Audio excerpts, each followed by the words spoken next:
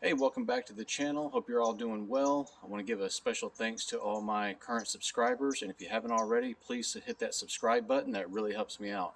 And in this video, I'm going to show you guys how I start my Stihl chainsaw. And just a disclaimer, I'm just showing you how I do it, and then we'll read the owner's manual and we'll go over the proper way to do it. And like I say, I'm not expert at anything. I'm just showing you how I do it.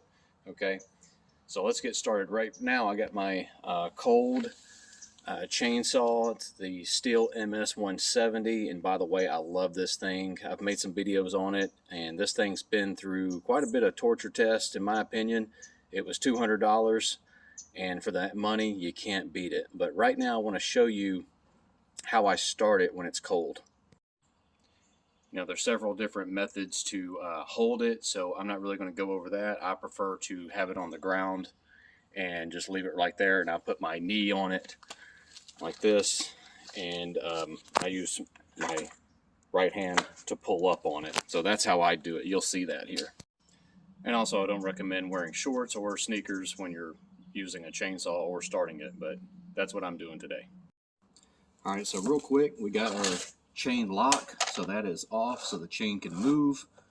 Forward is locked where it won't move. We have our off position. All the way down is full choke.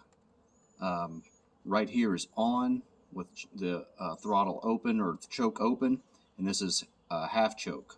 All right, and this is your throttle lockout, and this is obviously your throttle trigger. So to get it all the way down to choke, full choke, when it's cold, you got to do like this to go that. Now, you can let go of it.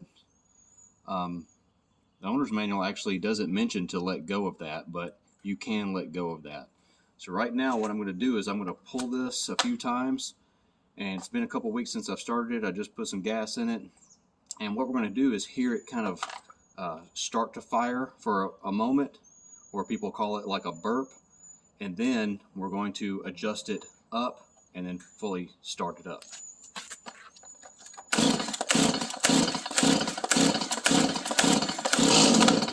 So we heard it fire a little bit.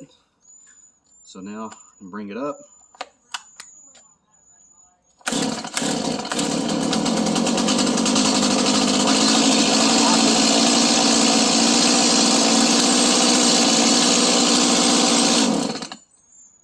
Now, most people will let it warm up.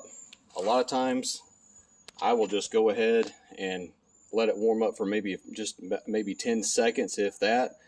But I live in Florida where it's always warm outside, so if you got cold temperatures, you're probably going to let that engine warm up a little bit longer than what I do. But that's the easy way to start it.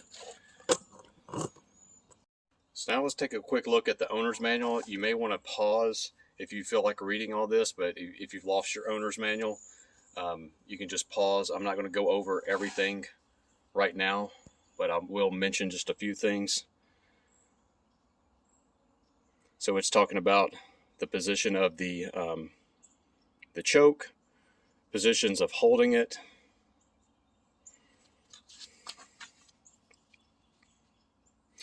all right. So it's talking about the lock here, the chain lock.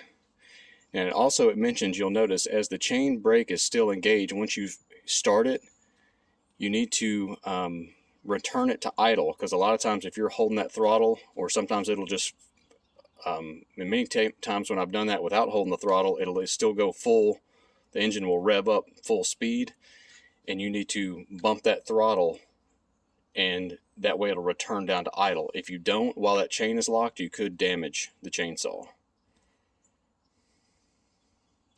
And right here, like a lot of times in one video, people were saying you need to let it warm up for 30 seconds. I think that's a little not really necessary. That's just my opinion.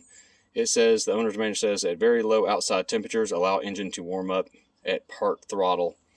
It doesn't give a really amount of time. One thing I found interesting, I was just reading here, it says, during break-in period, factory new machines should not be run at high revs. In other words, full throttle offload for the first 3 tank fills. This avoids unnecessary high loads during the break-in period, as all moving parts have to bed in during the break-in period. I'm gonna be honest with you, I didn't do that. I mean, I when I first got this thing, I straight up was, as soon as it fired up first tank, I was going to town with it. So that may give you guys some peace of mind. These are pretty durable chainsaws. One thing that we see a lot, I don't really work on these at the shop, but there's another guy that does, and one of the common things is people don't rev it up. They let it run. In other words, they let the engine run too long at idle or low speeds, and with that fuel air mixture, it clogs up the exhaust and exhaust screen, and he often has to clean that out by burning that all out. So that's one common issue. I guess probably the most common issue is fuel issues, like I've mentioned in other videos with the mowers and things. You know, improper fuel, but mostly, or improper fuel mixture, but mostly contaminated fuel, dirt, debris, sand, and water, or like I said, improper oil mixture. Now, real quick, for some bonus footage, I'm going to show you how I crank up my blower. I don't know what this is, a BG55, I believe. I've had it for a long time, several years. I've done nothing to this thing. I've changed the air filter a couple of times, but I broke the recoil on it, and was really needing it. So one day, and I've seen this on YouTube and all this several times. I've been doing this for years, never really thought it was anything all that special, but I see YouTube videos and TikToks or whatever acting like it's an amazing thing. But what I did, I took the recoil off and I cut out all this.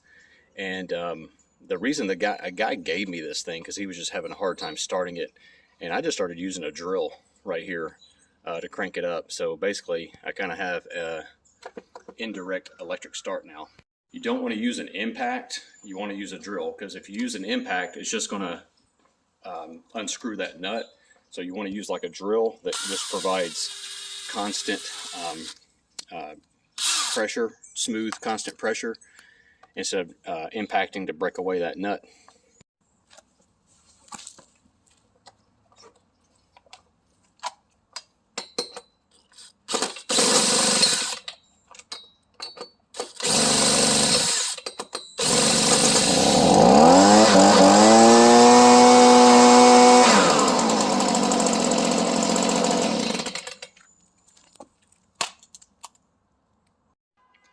So, and just for the record, that was already a little bit warm, but oftentimes, even when it's cold, of course, it's never really cold too much down here in Florida. I mean, if it's 65, people are losing their minds, acting like it's, you know, the end of the world, freezing. But you guys in colder temperatures, like I said, you'd probably not rev it up as high as I am, as soon as I am. But oftentimes with that one, I've let it run for just a few seconds, and then I go to town with it, and it's done fine. Like, I've never had any problems with it. I can't believe it's still going, as hard as I've been on it in the dusty and sandy conditions that I've put it through. But I hope this video helps you guys out. Like I said, don't do it how I'm telling you to do. I'm not telling you how to do it. I'm just showing you how I do it. And you can, you make the best bet for your needs. So hopefully this helped you guys out. If you're having trouble starting your two-stroke chainsaws or blowers or whatever, hit that like button. But most importantly, hit that subscribe button, and I'll have more videos like this coming soon. Thanks.